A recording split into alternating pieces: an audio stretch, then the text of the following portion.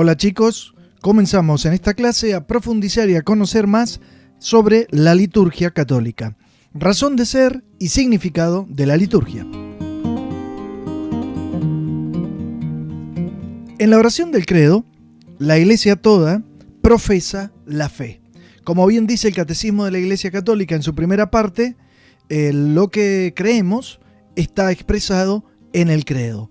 ¿Qué vemos allí desplegado? Y bueno, básicamente todo el misterio de la Santísima Trinidad y el misterio de su voluntad salvadora. O sea, hemos conocido aquello que Dios ha querido revelarnos sobre sí mismo, y por eso sabemos que Dios es uno, pero a la vez es una comunidad de tres personas, y a la vez hemos conocido cuál es la voluntad de Dios respecto a nosotros, respecto a la humanidad. No nos ha dejado solos, no nos ha dejado en la caída del pecado que hizo que la humanidad rompiera esa unidad, esa comunión con Dios, sino que ha desplegado determinadas acciones a través de la historia para salvarnos. Esas acciones son las que conocemos con el nombre de economía de la salvación. ¿Qué es la economía de la salvación? Son todas aquellas acciones entonces desplegadas por Dios para salvarnos. ¿Cómo lo hizo? A través de la encarnación de su Hijo. Es decir, el centro de esta economía de la salvación es el mismo Jesucristo. Su encarnación en un hombre, su vida, sus obras, sus hechos, sus palabras y el misterio especialmente y principalmente de su pasión, muerte y resurrección. Allí ha nacido realmente la Iglesia. Si bien podemos marcar algunos hitos históricos del nacimiento de la Iglesia, como las palabras de Cristo a Pedro, diciéndole sobre esta piedra edificaré mi iglesia, o Pentecostés, cuando el Espíritu Santo se derrama en los apóstoles y ellos pueden salir a dar la buena noticia de la salvación, del costado abierto de Cristo dormido en la cruz, nace la Iglesia, porque allí Él da su vida por todos nosotros que somos la Iglesia. Y ese misterio que hemos conocido, es decir, el misterio de la vida íntima de Dios y el misterio de la salvación de los hombres, es lo que celebramos en la liturgia. La segunda parte del catecismo, luego de haber hablado en aquello en lo que creemos, dice, lo que creemos lo celebramos. Esa es la celebración de la fe.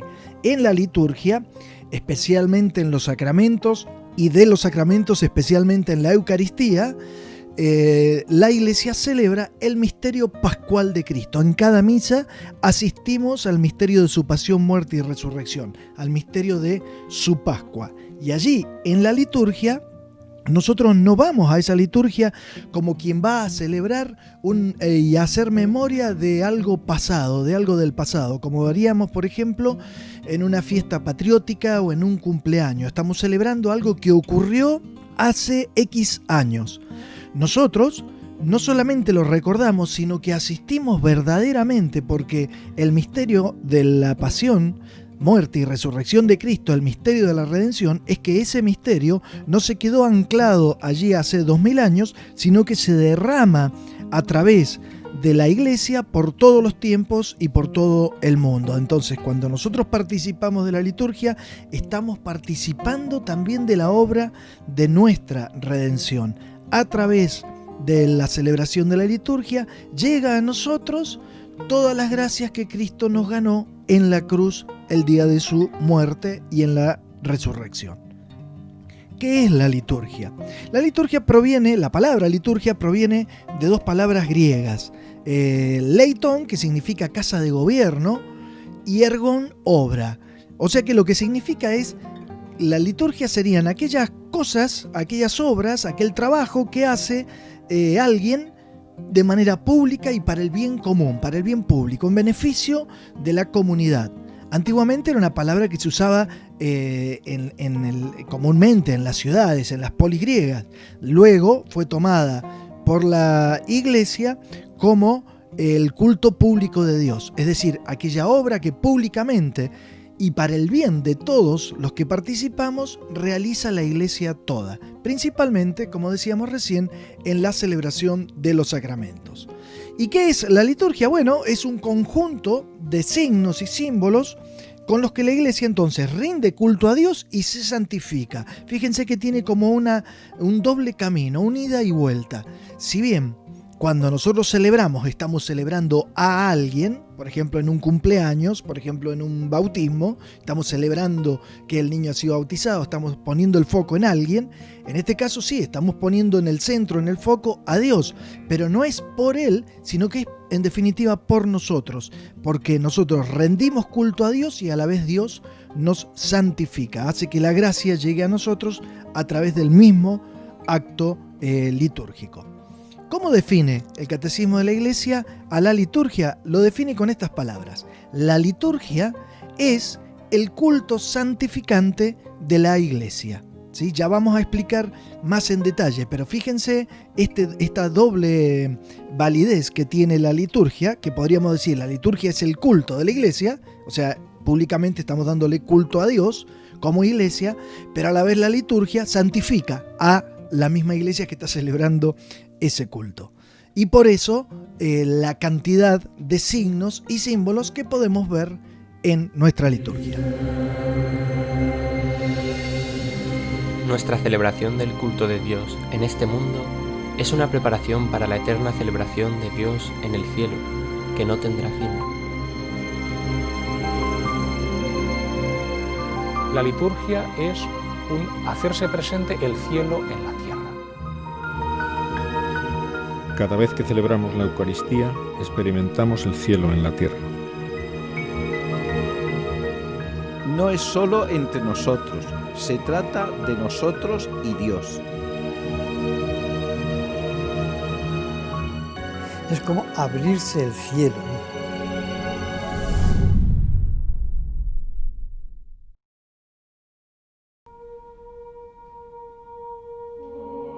El espíritu y la esposa dicen, ven, y el que escuche diga, ven, y el que tenga sed, venga, y el que quiera tome gratis el agua de la vida.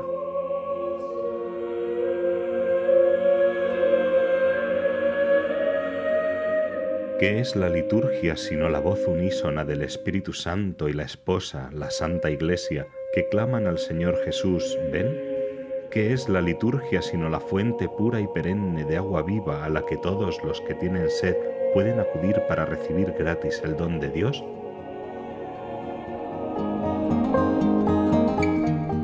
Como veíamos, en la liturgia hay gran cantidad de gestos, palabras, signos y símbolos a través de los cuales nosotros le damos culto a Dios y nos santificamos. La liturgia, también dice el Catecismo, constituye como una espiritualidad propia de la Iglesia.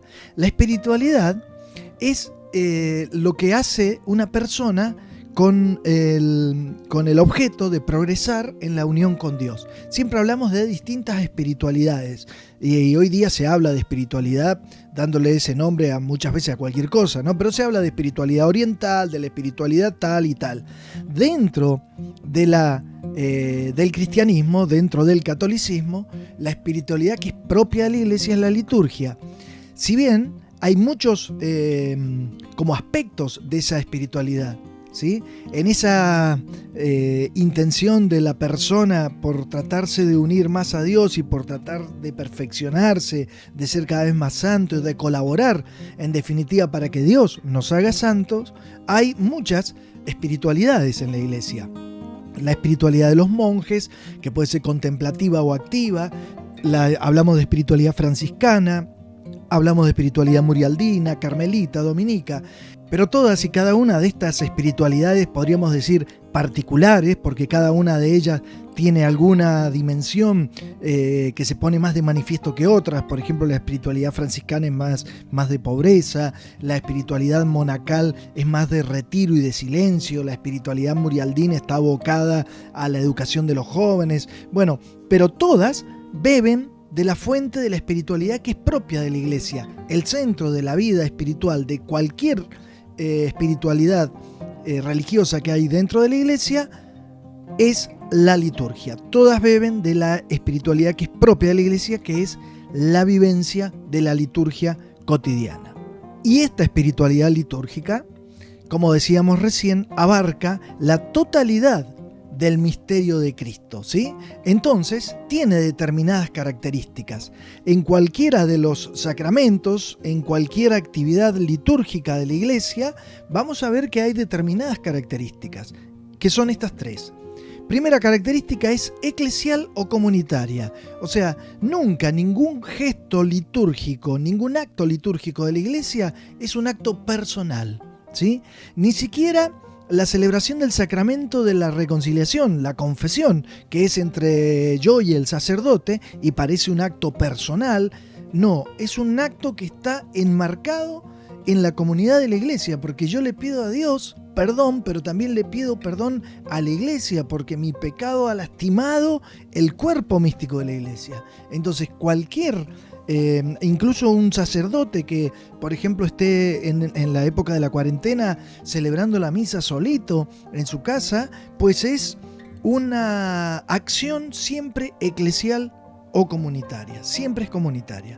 Segunda característica, el centro de toda acción litúrgica es Dios y es Jesucristo. Es teocéntrica, Dios es el centro, y es cristocéntrica, Dios y especialmente Jesucristo, porque todo el misterio de la obra salvadora de Cristo es lo que está en el centro de nuestra liturgia. Y por último, es bíblica. La palabra de Dios siempre está tejiendo todo el tapiz de la liturgia. Todo pasa por la palabra de Dios. Y de hecho, cuando vas a misa, todo el centro de la misa es bíblico. Todo está entretejido, todo lo que se dice, todo lo que se hace, está entretejido por la palabra de Dios.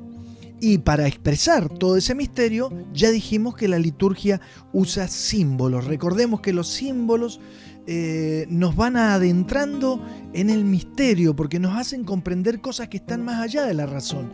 Y si bien usamos símbolos patrióticos, símbolos de un club, símbolos para festejar distintos tipos de cosas en el mundo, especialmente en el campo de la fe y la religión, los símbolos son fundamentales. ¿Por qué? Porque son trascendentales. ¿Qué significa esto?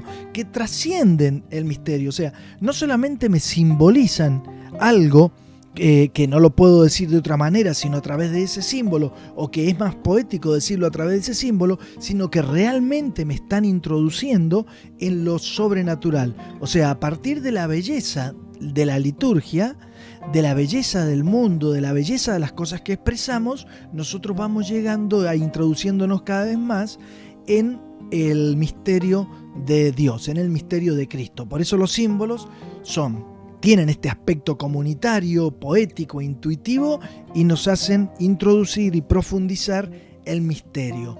Como decía el video que veíamos recién, nos lleva de lo visible, que podemos ver en todos los aspectos de lo que hacemos, a lo invisible, que es entrar tras el velo del misterio de Dios. O sea, aquello que con los sentidos no podemos alcanzar directamente, con la fe nosotros podemos entrar y elevar nuestra razón para pasar de lo natural a lo sobrenatural. ¿Y qué elementos hemos visto que se pueden usar en la liturgia? Pues muchos elementos naturales que simbolizan cosas sobrenaturales. Por ejemplo, la luz, que nos simboliza la luz de Cristo y cómo Cristo con su palabra y con su buena noticia viene a iluminarnos. El fuego, símbolo también del Espíritu Santo que se derrama sobre nosotros y que calienta toda esa ceniza que puede estar media muerta en nosotros, y a través del perdón y del fuego del Espíritu Santo puede tomar vida, ¿no? El agua, que simboliza pureza, limpieza, perdón de los pecados. El incienso, que es como un humo de un rico olor agradable, que también representa el buen olor de Cristo, decían los cristianos de las primeras comunidades cristianas, y que elevan la oración desde nosotros, desde nuestros corazones hasta Dios, así como se eleva el humo del incienso.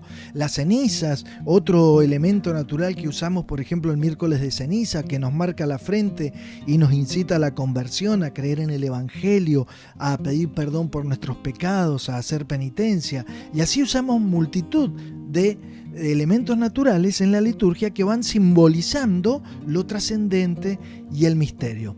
¿Qué pasa también en la Eucaristía? En la Eucaristía usamos el pan y el vino. Ahora bien, hay una diferencia en la Eucaristía respecto a estos otros que vimos recién. La luz me simboliza a Cristo, pero no es Cristo. El fuego me simboliza al Espíritu Santo, pero no es el Espíritu Santo. El pan y el vino también me simbolizan el trabajo, el compartir entre los hombres, la mesa familiar, pero una vez producida la transubstanciación, que es cuando el sacerdote pone sus manos sobre la ofrenda del pan y el vino y pronuncia las mismas palabras de Cristo en la última cena: esto es mi cuerpo, esta es mi sangre, dice Jesucristo, y el pan y el vino pasan a transubstanciarse en su propio cuerpo y su propia sangre, alma y divinidad. Entonces ya cuando lo comemos es verdaderamente el cuerpo de Cristo y la sangre de Cristo. Ya el símbolo da el paso más radical en el misterio, porque a través de el milagro de las palabras de Cristo se transforma verdaderamente en su cuerpo y en su sangre, y así se puede hacer realidad en nosotros aquella promesa de Cristo que dice: quien come mi cuerpo y bebe mi sangre tiene vida eterna. Entonces, como resumen, no olviden, la liturgia es el culto santificante de la Iglesia.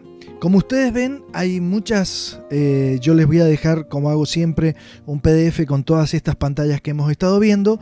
Hay varias pantallas que tienen recuadrado en amarillos con puntos algunos textos. Esos textos quiero que los pongan en su carpeta, bajo la fecha, la frase de la semana, título, la liturgia, razón de ser y significado, y debajo algunos de estos textos que yo les he remarcado, que no son muchos, para que les quede como un resumen también en la carpeta. Todos estos temas de las dos últimas clases los podemos ver entre la página 41 y 46 del cuadernillo. Son estos 5 temas que yo les pongo aquí a la izquierda, y a la derecha los próximos temas que van a terminar de cerrar el tema de la liturgia. La semana que viene veremos una leve explicación de la definición de liturgia, de esto de culto santificante de la Iglesia, y hablaremos de la liturgia como fuente y culmen de toda la vida de la Iglesia, y el papel del sacerdocio cristiano y cómo es el sacerdocio cristiano en la Iglesia católica. Ya más adelante nos vamos acercando a la fiesta del Sagrado Corazón y algo diremos al respecto. Pero antes de eso, seguramente tendremos una pequeña evaluación sobre estos temas de liturgia. Así que te pido por favor que vayas haciendo las actividades que yo te voy proponiendo y que te pongas al día para, llegado el momento, podamos hacer esa evaluación juntos. Muchísimas gracias, que el Espíritu Santo se derrame abundantemente en sus corazones y los llene de la alegría, de la verdadera alegría de vivir una verdadera vida en Dios. Hasta la próxima.